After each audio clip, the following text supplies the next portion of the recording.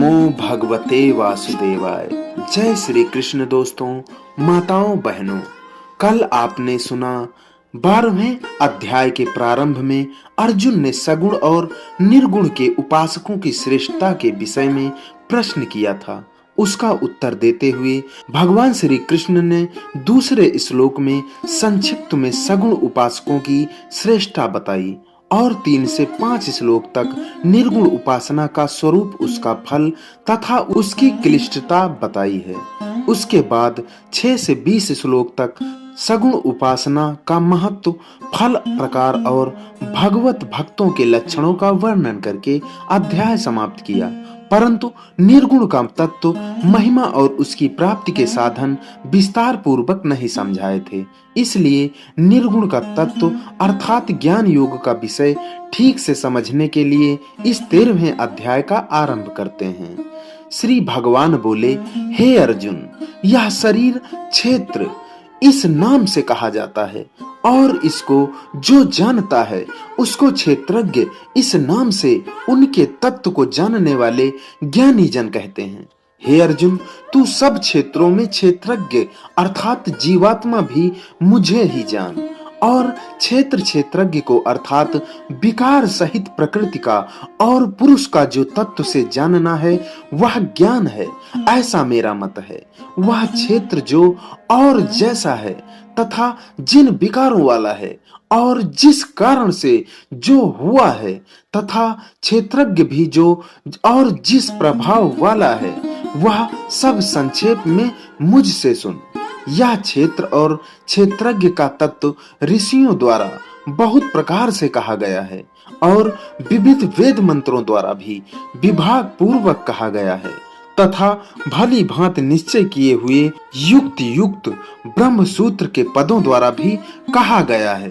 5 महाभूत, अहंकार, बुद्धि और मूल प्रकृति भी तथा 10 इंद्रियां, 1 मन और 5 इंद्रियों के विषय अर्थात शब्द, स्पर्श, रूप, रस और गंध तथा इच्छा, द्वेष, सुख, दुख, स्थूल देह का पिंड, चेतना और धृति, इस प्रकार के विकारों से सहित यह क्षेत्र संक्षेप में कहा गया है। श्रेष्ठता के ज्ञान का अभिमान का अभाव, दंभाचरण का अभाव, किसी प्राणी को किसी प्रकार भी न सताना, क्षमा भाव, मन, वाणी आदि की सरलता, श्रद्धा भक्ति सहित गुरु की सेवा, बाहर भीतर की शुद्धि, अंतःकरण की स्थिरता और मन इंद्रियों सहित शरीर का निग्रह, इस लोक और परलोक संपूर्ण भोगों में आसक्ति का अभाव और अहंकार का भी अभाव, जन्म, मृत्यु, जरा और रोग आदि में सुख, दुख और दोषों का बार बार विचार करना,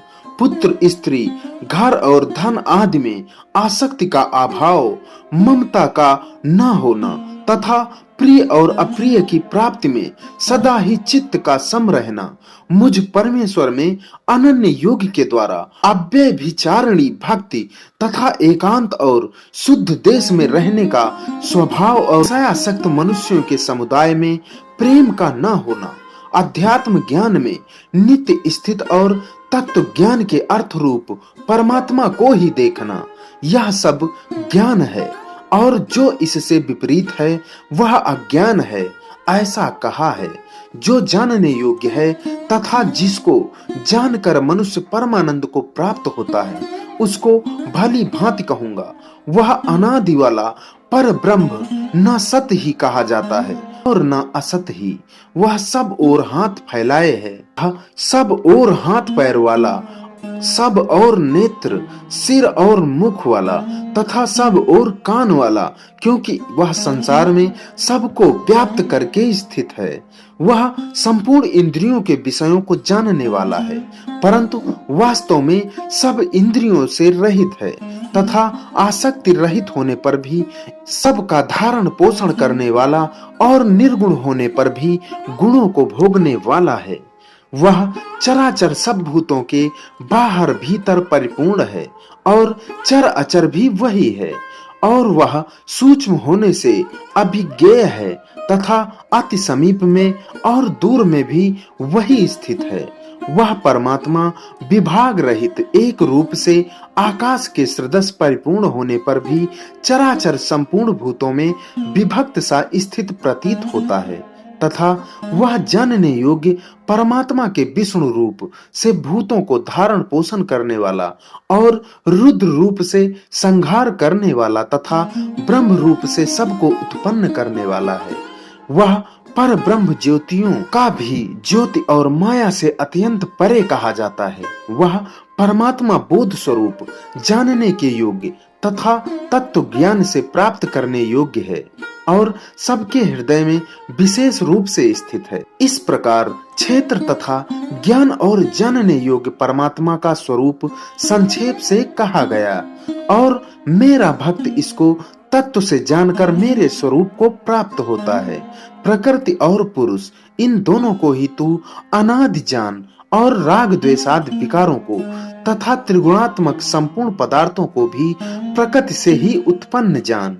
कार्य और कारण को उत्पन्न करने में हेतु प्रकृति कही जाती है और जीवात्मा सुख दुखों के भोक्तापन में अर्थात भोगने में हेतु कहा जाता है।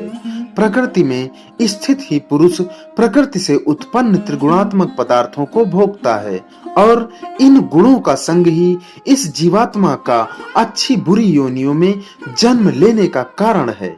इस देह में स्थित वह आत्मा वास्तव में परमात्मा ही है। वही साक्षी होने से उपद्रष्टा और यथार्थ सम्मति देने वाला होने से अनुमंता, सबका धारण पोषण करने वाला होने से भर्ता, जीव रूप से भोक्ता, ब्रह्म आदि का भी स्वामी होने से महेश्वर और शुद्ध सच्चिदानंद घन होने से परमात्मा ऐसा कहा गया है। इस प्रकार पुरुष को और गुणों के सहित प्रकृति को जो मनुष्य तत्व से जानता है वह सब प्रकार से कर्तव्य कर्म करता हुआ भी फिर नहीं जन्मता।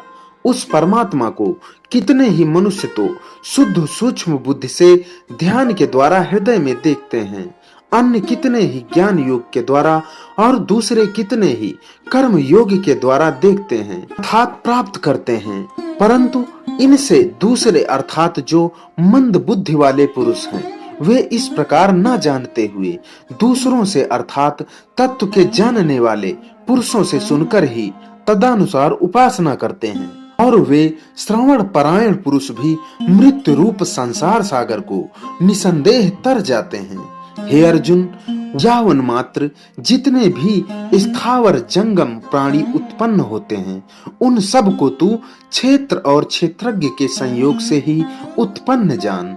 जो पुरुष नष्ट होते हुए सब चराचर भूतों में परमेश्वर को नाश रहित और समभाव से स्थित देखता है वही यथार्थ देखता है, क्योंकि जो पुरुष सब में समभाव से स्थित परमेश्वर को समान देखता हुआ अपने द्वारा अपने को नष्ट नहीं करता, इससे वह परम गति को प्राप्त होता है। और जो पुरुष संपूर्ण कर्मों को सब प्रकार से प्रकृति के द्वारा ही किए जाते हुए देखता है और आत्मा को अकर्ता देखता है वही यथार्थ देखता है। जिस क्षण यह पुरुष भूतों को पृथक पृथक भाव को एक परमात्मा में ही स्थित तथा उस परमात्मा से ही संपूर्ण भूतों का विस्तार देखता है, उसी क्षण वह सच्चिदानंद घन ब्रह्म को प्राप्त हो जाता है। हे अर्जुन, अनादि होने से और निर्गुण होने से यह अविनाशी परमात्मा शरीर में स्थित होने पर भी वास्तव में न तो कुछ करता है और न लिप्त होता है। जिस प्रकार सर्वत्र व्याप्त आकाश सूक्ष्म होने के कारण लिप्त नहीं होता, वैसे ही देह में सर्वत्र स्थित आत्मा निर्गुण होने के कारण देह के गुणों से लिप्त नहीं होता।